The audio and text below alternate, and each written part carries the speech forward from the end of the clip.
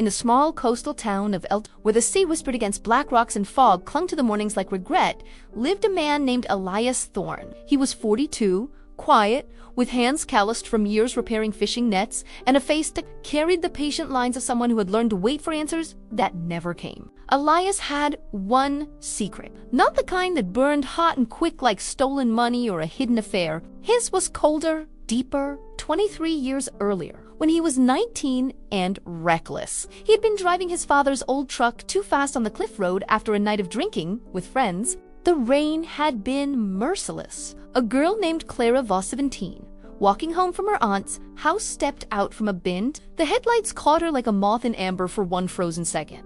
Then impact, he hadn't stopped. Panic took the wheel. He drove home, parked the truck in the barn, scrubbed the blood from the fender under cover of darkness, and never spoke of it. The town searched for days. Clara's body was found tangled in kelp 2 coves down. They called it a hit and run by a stranger passing through.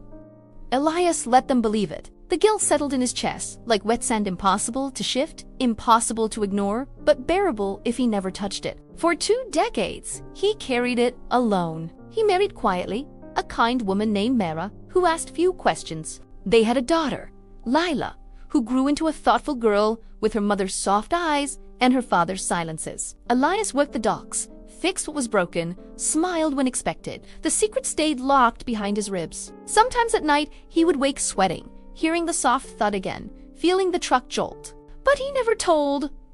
Not Mara, not the priest, not even himself in words.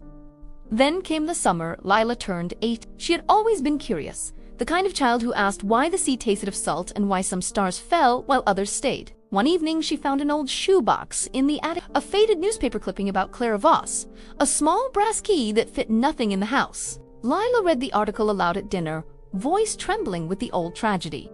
"Dad, did you know her?" "Clara? You were the same age." Elias set his fork down carefully. "We were in school together."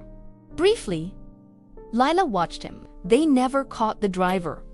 "No," he said, "they never did." Something shifted in the room, a subtle tightening of air. Mara glanced between them, but said nothing.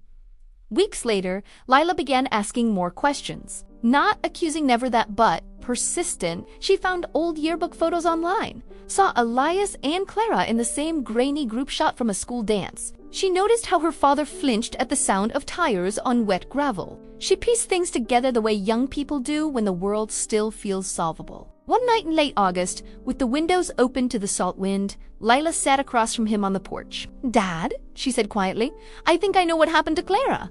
Elias felt the secret rise like bile. For the first time in 23 years, the words were on his tongue reel, shaped, ready. He looked at his daughter. Her face was open, trusting, the way it had been when she was 5, and asked if monsters were real. He thought of Mara asleep upstairs, of the life they had built from careful omissions. He thought of prison bars, of headlines, of the way truth, once spoken, cuts everyone it touches. And he thought of Clara's eyes in that last second wide, startled, alive. He could end it now. Confess. Let the weight fall. Perhaps the law would be gentle after so long. Perhaps forgiveness would follow, or perhaps everything would shatter, his marriage, his daughter's future. The fragile peace he had guarded like a flame in wind. He took a slow breath. "I don't know what you think, he said, voice steady, "but some things are better left in the past. Digging them up doesn't bring anyone back. It only hurts the people still here." Lila searched his face. Tears stood in her eyes, but she didn't press. She nodded once, small and defeated, and went inside. The next morning she left for university a week early. She hugged him goodbye longer than usual, whispered, "I love you anyway." Then she was gone. Years passed. Lila became a journalist, writing about unsolved cases, cold truths, the cost of silence.